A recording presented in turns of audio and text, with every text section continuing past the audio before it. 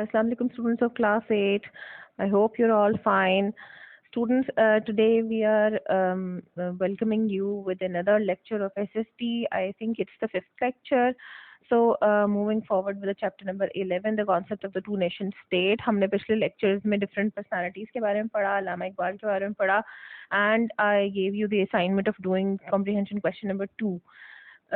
हम बहुत स्लो लेके चल रहे हैं कोर्स को students, so I expect from you कि आप लोग ये कॉम्प्रिहेंशन क्वेश्चंस और असाइनमेंट्स जितनी भी आपको दी जा रही हैं साथ साथ कंप्लीट कर रहे हैं, ताकि आपका भी असाइनमेंट वर्क और होमवर्क बहुत सारा पाइल अप ना हो जाए और हमारा साथ साथ काम कंप्लीट होता जाए.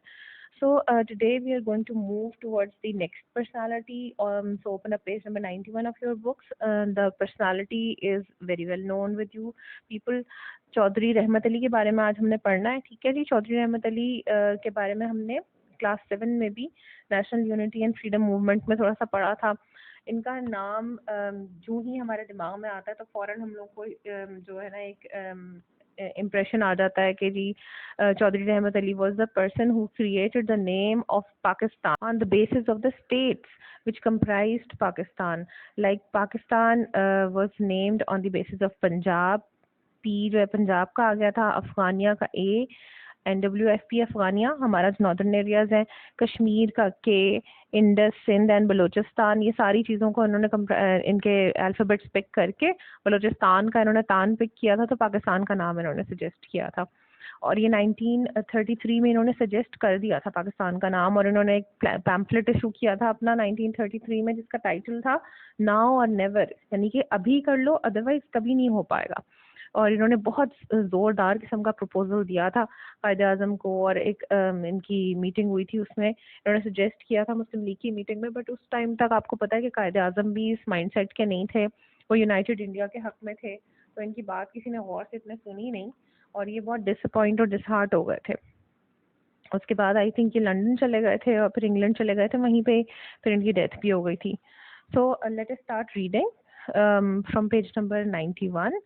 He was a lawyer trained in Lahore and then at Cambridge University in England. मतलब उनकी बेस जो थी वो लाहौर की थी, यहाँ से पढ़े वो, लेकिन फिर कैम्ब्रिज यूनिवर्सिटी से उन्होंने हायर डिग्रीज ली. During his stay in England in the 1930s, he met the Muslim leaders from the subcontinent at the round table conferences.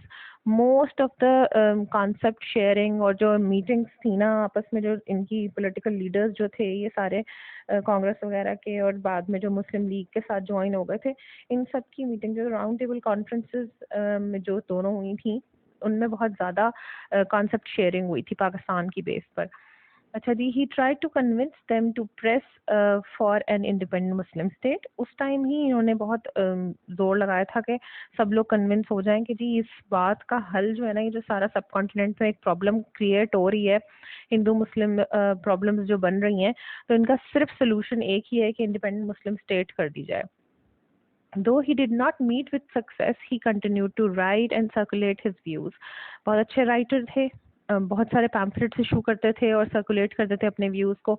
In 1933, in the pamphlet entitled Now or Never, Chaudhry Rahmat Ali proposed the name Pakistan based on the provinces it would encompass. He also formed the Pakistan National Movement. इन्होंने एक organisation भी बनाई थी, Pakistan national movement. इन दोनों चीज़ों को underline कर लीजिए. नाउ और नेवल वाला पैम्फलेट का इनका नेम जो 1933 वाला था, और एक Pakistan national movement, to fight for his ideas which at times were difficult for the Muslim League to accept. आपको पता है उस टाइम कायदे आज़म का भी अपना कॉन्सेप्ट यूनाइटेड इंडिया का ही था. However, in 1940, the All Indian Muslim League acknowledged Chaudhry Rahmat Ali's efforts by formally adopting his proposal for Pakistan, a separate homeland for Muslims. 1940 में जो ही हमारी लाहौर रेजोल्यूशन पास हुई थी और कायदे आज़म ने अनाउंस किया था, तो सारी मुस्लिम लीग ने इनको एक्नॉलेज भी किया था, इनकी तारीफ भी करी थी और एक्सेप्ट करा था कि आप सही थे, आपके आइडियाज़ उस वक्त बिल्कुल ठीक थे जो आपने उस टाइम सेपरेट स्टेट के लिए डिमांड की थी. Sadly, due to differences of opinion, he did not agree with the final map of Pakistan. उस टाइम भी वो एग्री नहीं हुए थे फाइनल मैप के ऊपर और बहुत नाराज़ थे, और वो बिल्कुल यही कह रहे थे कि बाद में बहुत प्रॉब्लम्स क्रिएट होंगी. कश्मीर इशूज़ का भी उस वक्त इन्होंने डिस्कस किया था. बहुत ही लर्नर्ड किस्म के, बहुत ही समझदार इंटेलिजेंट इंसान थे. वो पहले से ही प्रिडिक्ट कर लेते थे कि आगे आने वाली प्रॉब्लम्स क्या हो सकती हैं. His contribution was not fully appreciated, लेकिन सब लोग उनको ये कहते थे कि आप जो है ना कंजर्वेटिव थॉट के आदमी हैं, आप नेगेटिव पॉइंट्स को ज़्यादा वो करते हैं, आप सिर्फ इस चीज़ से खुश नहीं हो रहे कि पाकिस्तान बन रहा है और हमें मुस्लिम जो है ना मेजॉरिटी एरियाज जो हैं बाउंड्री बना के और एक सेपरेट कंट्री कर रहे हैं, ये बहुत बड़ी एक हमारी अचीवमेंट है. लेकिन वो उस टाइम भी मैप के ऊपर डिस्कशन के लिए बहुत ज़्यादा सबको जोर दे रहे थे कि मुस्लिम लीग को अभी भी मज़ीद डिस्कस करना चाहिए ब्रिटिश के साथ, और कश्मीर और थोड़े स्टेट्स और भी थी मुस्लिम मेजॉरिटी, उनको अपने मैप में लेना चाहिए पाकिस्तान के मैप में.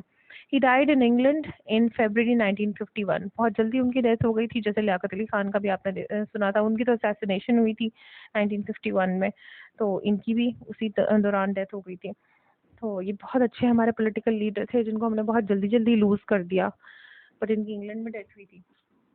अच्छा जी, that is all for today. Your home assignment is to make 3 short questions related to the topic of Chaudhary Rahmat Ali. इसी टॉपिक में से अपनी बुक में से ही आप लोगों ने चौधरी रहमत अली से रिलेटेड 3 शॉर्ट क्वेश्चंस बनाने हैं. ओके, खुद से बनाने हैं और अपने जर्नल्स में करने हैं. Okay, that is all for today. Allah Hafiz.